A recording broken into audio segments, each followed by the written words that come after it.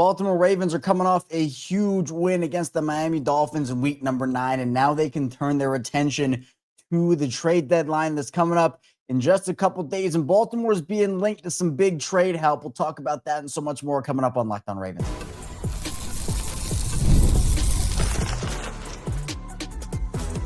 You are Locked On Ravens, your daily Baltimore Ravens podcast. Part of the Locked On Podcast Network, your team every day. You are Locked On Ravens. Welcome into the show. I'm your host, Kevin Oestreicher of Ravens Wire, here with you on the Locked On Podcast Network, your team every day. Thanks so much for being here on this bonus edition of the show here on Saturday, making Locked On Ravens a part of your day and your first listen each and every single day. And thank you out there to all the everydayers, the first-time listeners. If you're somewhere in the middle, thank you as well. We have 5 days a week plus more of daily Ravens coverage here on Locked On Ravens, and a jam-packed episode today. Happy November. We got a nice little win from Baltimore to end off October, and hopefully November is going to be the month of no losses for the Baltimore Ravens as they go on a bit of a run here, hopefully. But we're going to dive into how they can do that a little bit today, because they've been linked to some big help at the trade deadline by multiple insiders. So we'll talk about that in the first part of the show, the latest rumblings around the Ravens right now in that department. Then in the second part of the show, we'll dive into them cementing themselves as buyers and really being firmly in that conversation, because there have been some other ideas still being floated around that, oh, they can move off of this guy. No, we're going to put those all to rest here in the second part of the show. Then finally, we'll do a little bit more Ravens and Dolphins analysis from week 9, do a little bit more of a deep dive and look at some more things that we didn't necessarily get to on the Instant Reaction show or the show on Friday. So thank you again for being here. Want to remind everybody, today's episode of Locked On Ravens is brought to you by Mazda. Like our players, we sweat every detail, because when you make every move count, pulling off the unexpected is only the beginning. Stay tuned later for highlights in this week's Moving the Game Forward. Mazda, move and be moved. Well, now with that win against the Dolphins under their belts, they're a 3-5 football team, which again, not the exact place you want to be through 9 weeks, but it's a lot better than where they were 2 weeks ago. Feels like, it's so weird what a week can do. It feels weird at any amount of time. Sometimes a short amount of time can cure a lot of things. I mean, look, this time last week, Saturday last week, the Lamar Jackson practice stuff came out. Lamar was ruled out today, a week ago, and the vibes were probably at an all-time low. In fact, they were at an all-time low. But the Ravens since then have rattled off 2 straight wins.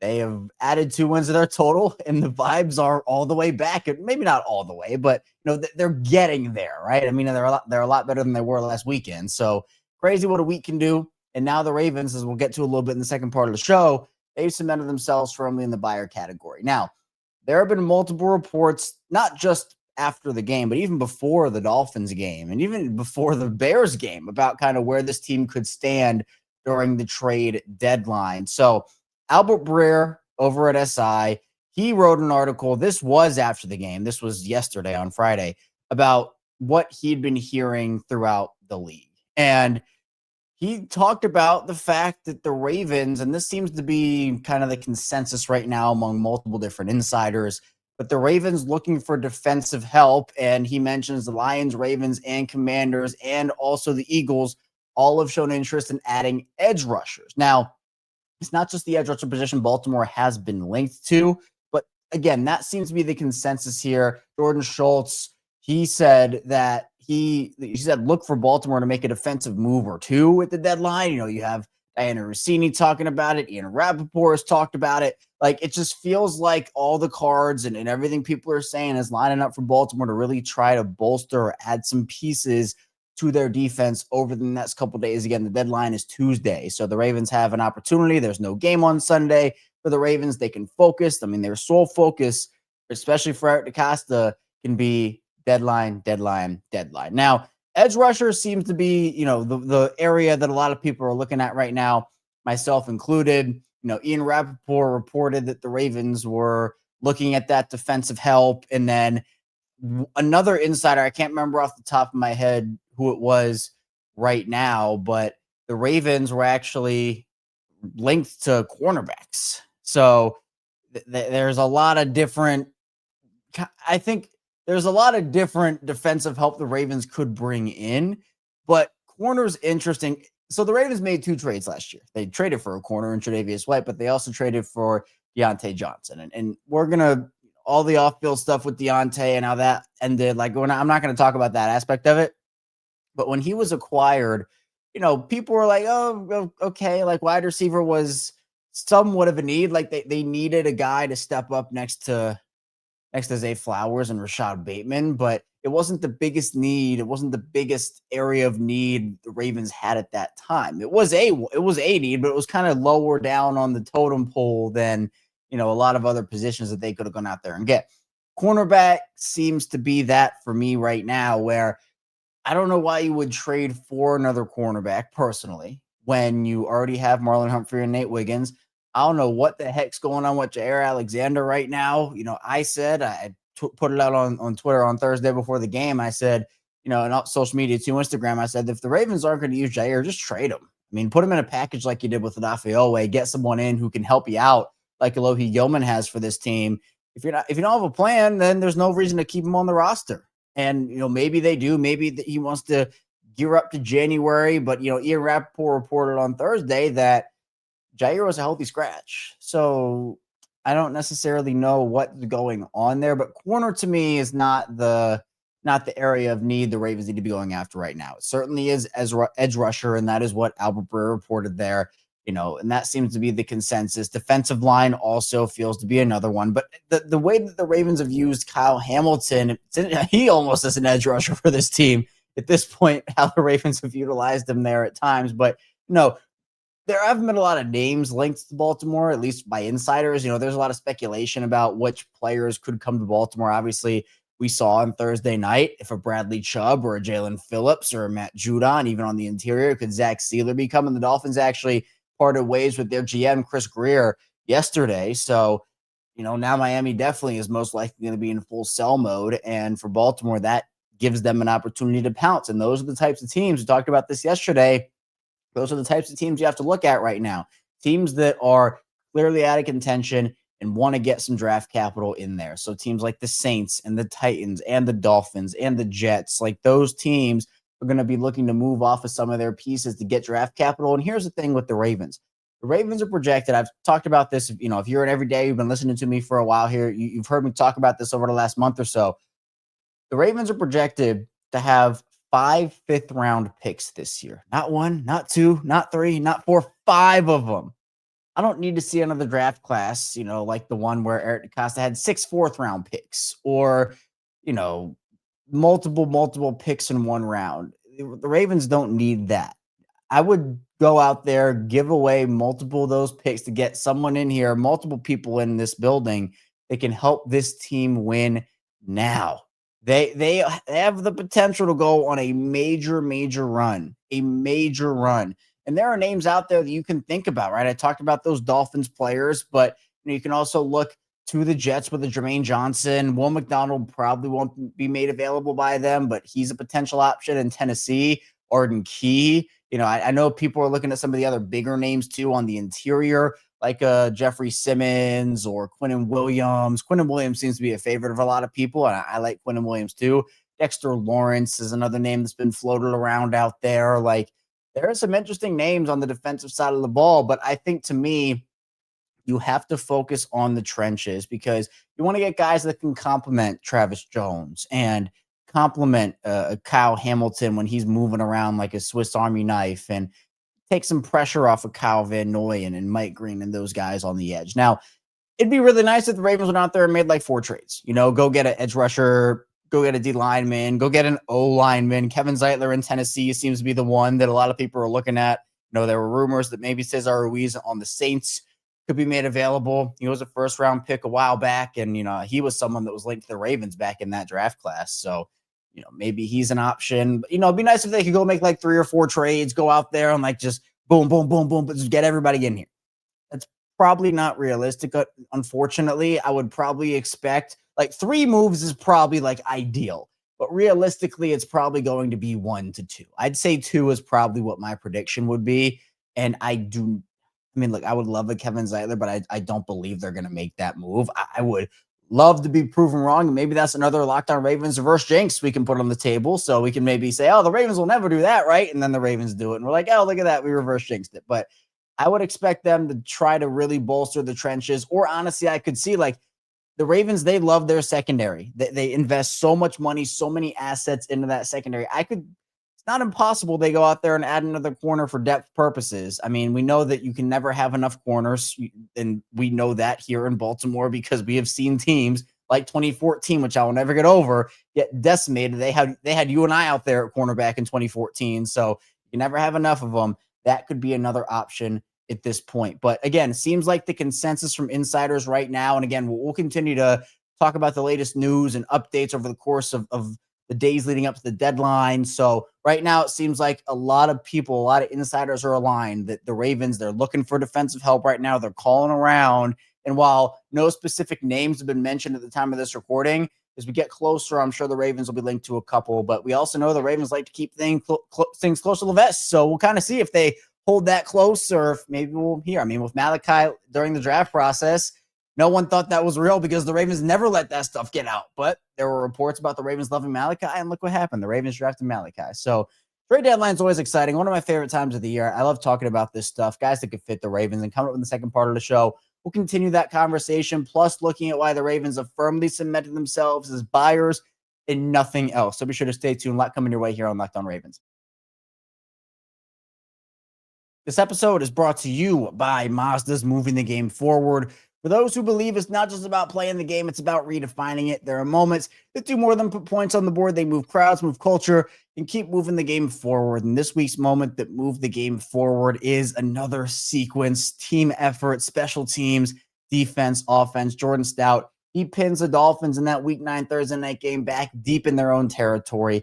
Then you have Alohi Gilman forcing a fumble to give the Ravens the ball back offensively. And then Mark Andrews and Lamar Jackson connect on a key fourth down for the score, gave the Ravens some momentum there, and they were able to ride that for the majority of the game to pick up that big Week 9 victory. So when you follow what moves you, the unexpected is only the beginning. Just like there's more to every highlight, there's more to a Mazda vehicle. Mazda, move and be moved. And the show is brought to you by FanDuel. The NBA is back, and there's no better place to get in on the action than FanDuel, the official sports betting partner of the NBA. Even if you miss the start of the game or want to ride the hot hand, FanDuel has live bets on everything from who will score next, the fourth quarter comebacks. Plus, you can even combine your live bets into a same-game parlay for a shot at a bigger payout. It keeps every game exciting, especially when your team's making that late push. And over on FanDuel right now, I'm a big Denver Nuggets guy for the NBA.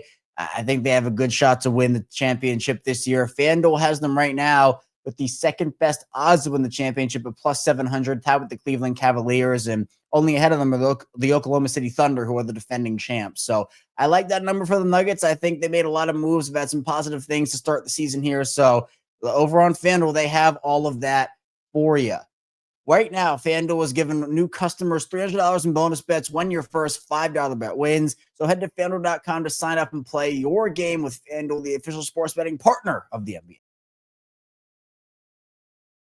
Back here on Locked On Ravens, Kevin Oestreicher still here with you on this Saturday bonus edition of the show. Thanks so much for being here and spending some time on your weekend with me here on Locked On Ravens. I really appreciate it. You know, the vibes are back. The Ravens have won 2 straight. Hopefully they can continue that momentum. We're going to have you covered, though, through the ups and the downs. We always do here on Locked On Ravens, 5 days a week plus more. We have our regularly scheduled programming Monday through Friday, 6 a.m. Eastern time. But we also have bonus episodes on the weekends when the headlines permit. And look, there are a lot of bonus episodes during the season because there are a lot of headlines. So be sure you stick with us for those. We have during game days, we have Locked On Ravens watch-alongs where we react to every single play live. We have instant reaction shows for after games and after pieces of big news. We'll have one of those during the trade deadline for any trades that hit. And if even after the deadline, we'll have a show there. So be sure you stick around for that as well. And then also we have Locked On Ravens Squad show twice a week with myself, Sam Njoku, and former Ravens receiver Kadri Ismail.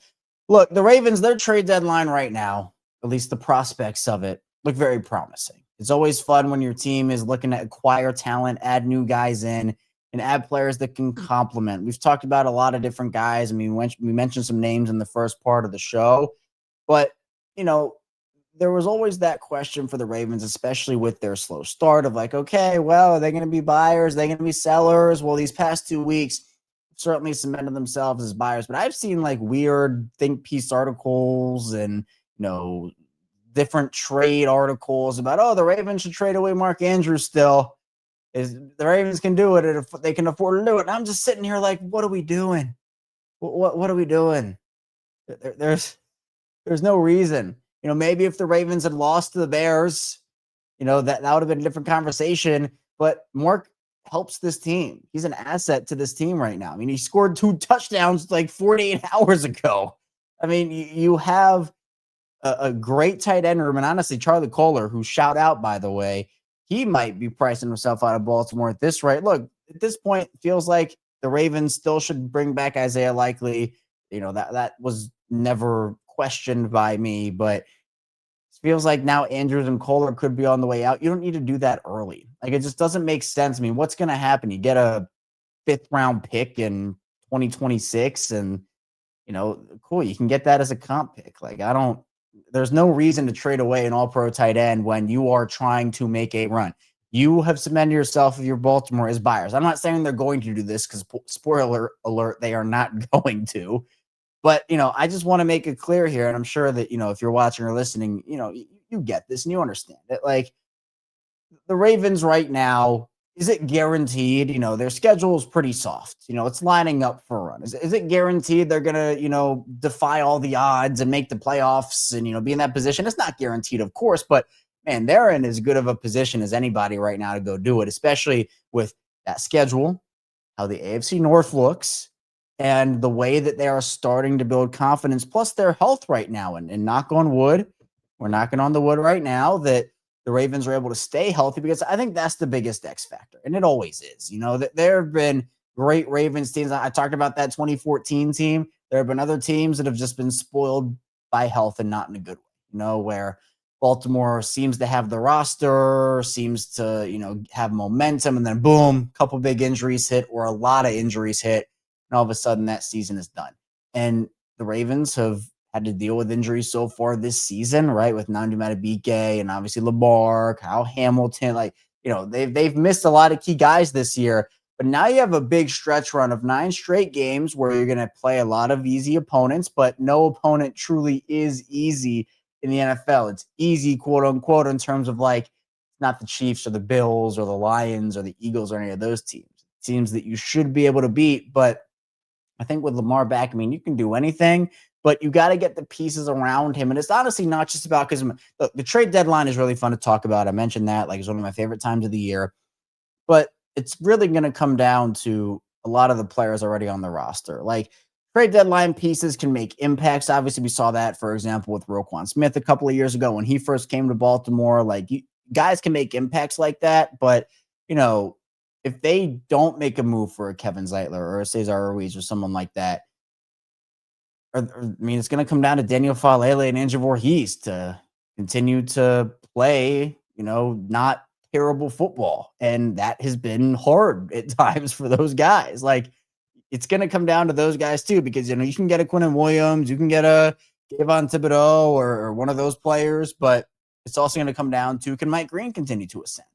Or can Travis Jones keep having a good year? Like, it comes down to those things as well. Positions I would rule out them trading for, obviously quarterback, running back. There are a lot of good running backs available this deadline. Breece Hall being one of them. Tony Pollard, I think, is available. There are some others. Kamara's had his name thrown around. They also don't need a wide receiver. Again, same thing with wideouts. Chris Olave, Rashid Shaheed, Kobe Myers. Like, you have some of those names being thrown around as well. Tight ends, you don't need. I don't think you need a linebacker, like an on-ball linebacker. I think that, you can, I don't know. I mean, safety, you don't need a safety. It's possible. But again, like, if you trade for a corner, I would love it if that player, if it's a corner, has both corner and safety versatility, right? I mean, again, like linebackers, off-ball guys, like, you don't necessarily need any of that. But, at the end of the day, I think that the 3 positions I am just hawkeyeing right now, like, I have my eyes fully focused on these positions, is Kevin. It's literally not even O-line. It's just Kevin Zeitler, because that feels like the most realistic. And then you have D-line and edge. But we also have to take into account the Ravens' history trading picks away and the picks that Baltimore would be willing to actually move off of, because I don't think Baltimore would move off of a first round pick. At this point, I probably wouldn't either. I would. There's not unless there was a Myles Garrett type, Max Crosby type. Like if there was that Micah Parsons talent available, that'd be the only guy I'd move off of a first or multiple first round picks for. Like a Dexter Lawrence, a Quinnen Williams, a Jeffrey Simmons. Like those guys aren't worth that to me. Like I traded 2 and a 4 for Quinnen Williams. I'd do that. 2 and a 4 for Dexter Lawrence. I'd do that. But I'm not moving a first here. But the Ravens, even still, trading a second round pick was rare when we saw them do it for Roquan Smith. We're all like, whoa, hold on, whoa. That's a little crazy. So, I mean, that's why to me, you don't need 5 fifth round picks. You're not trying to bring in draft capital, right? You're not trying to move off a town to bring in. You have enough. You can trade like a 5th for Calais Campbell, maybe a 5th for Kevin Zeitler. Judon might cost a 7th. Like, Bradley Chubb could cost a 4th. It's like day 3 picks, I feel like, is the territory Baltimore's in right now. Is that enough? I don't know. Like, I would make a big splash, and then I would make a smaller splash. Quinnen Williams and Matt Judon, or Quinnen Williams and Bradley Chubb, like those types. Bradley Chubb and Kevin Zeitler. Like, again, there are so many mixes and matches of, different combinations you can make. But at this point, Baltimore, if they did not make a move at the deadline and they, said, oh, we feel confident in our guys, I'd be pretty disappointed.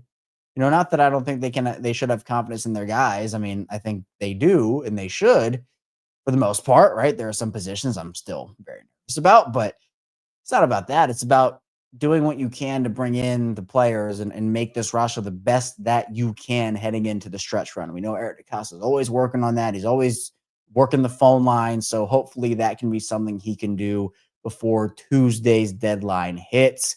Coming up in the final part of the show, we'll talk a little bit more about the Ravens and the Dolphins Week 9 matchup, talk about some trends, some players, and a lot more coming up on Locked On Ravens.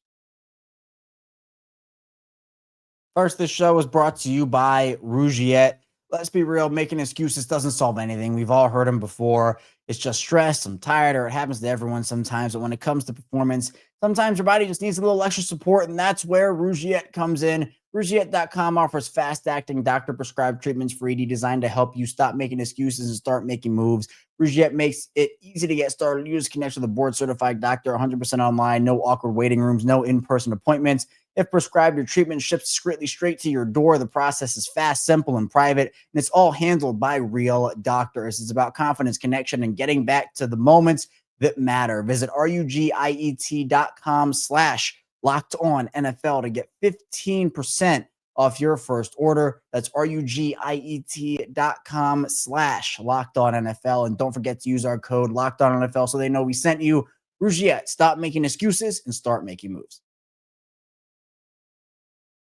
Continuing on Locked On Ravens, Kevin Oestreicher still here with you on the Saturday edition of the show. Appreciate everybody again for being here, spending some time on your Saturday or on your weekend with me, whenever you're watching or listening. Maybe it's your week. I don't know when you're watching or listening, but thank you for doing so regardless.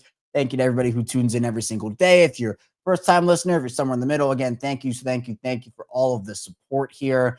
It's been incredible to see all these communities grow here, specifically the main Locked On Ravens community, but also we have communities within the Locked On Ravens community, right? We have the regular show community, we have the watch-along community, we have the instant reaction community, we have the squad show community, and then all of that together makes the big Locked On Ravens community that I have it's been incredible to watch it grow. So thank you so much, whether you're a video watcher or an audio listener. Be sure you also follow me on social media at ChaosStriker34, Twitter, Instagram, TikTok, the whole 9 yards. And also be sure to tell a friend and tell a family member if they want to be a part of the community here on Locked On Ravens. Be sure to send them our way because we would love to have them. And we'll have them covered much like we have you covered here on Locked On Ravens. But let's dive into this here. Ravens and Dolphins, Week 9. Ravens come out with a 28-6 victory over Miami. Again, first half, it was a little shaky. And I want to say this first. All right, Miami's a bad football team. They are. They're terrible. They might be the worst team in the league, not named the Titans. Like, they're that bad. Saints also give them a run for their money. But they're a bottom 5 team, and it's not even close. Maybe bottom 3. But for the Ravens, they did what they were supposed to do. If they really were serious about trying to get back, trying to make a run, They were supposed to beat the Dolphins.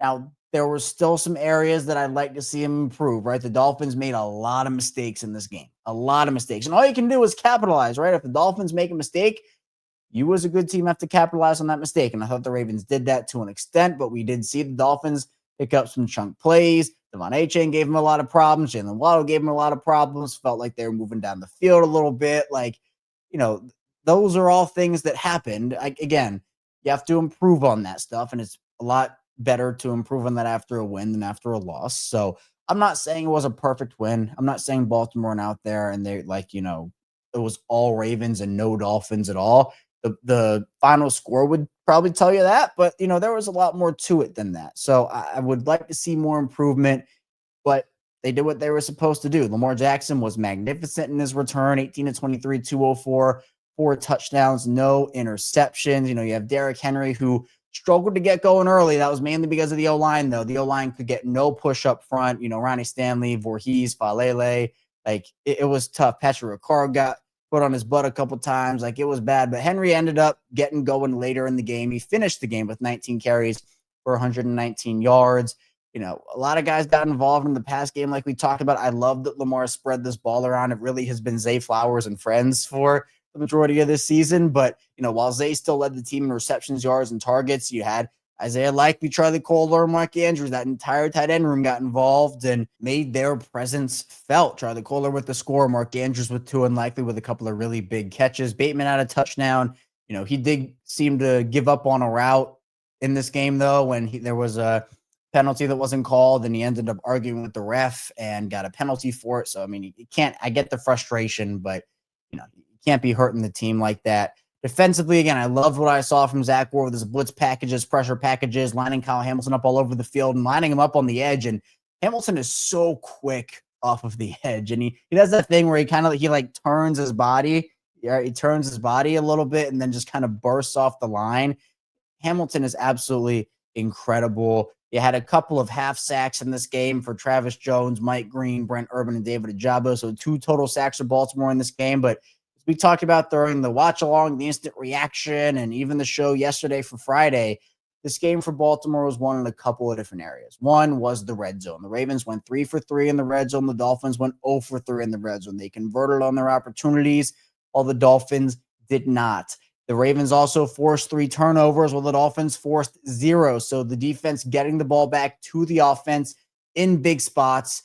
And also we saw the special teams, Tyler Loop, he struggled with kickoffs a tad in this game. The opening kickoff was not great. And then he had another one that was a touchback. But, Jordan Stout was unreal in this game. He had a couple of big returns. Loop was able to convert on his extra points. That unit has been really good for Baltimore for the most part this season. And, for the Dolphins, it was the Dolphins kicker missed a field goal. And, there were other penalties on Miami. All that stuff, it adds up. It does add up. Baltimore, both teams had 5 penalties in the game, so that was pretty even. But overall, I thought Baltimore showed a lot of positives. It was positive. But again, there's always stuff to improve on, and they need to improve on that, especially, not giving up some. Because I get it. The Ravens defense, they're bend, don't break. I understand that's their mentality. They're not going to let you beat them deep.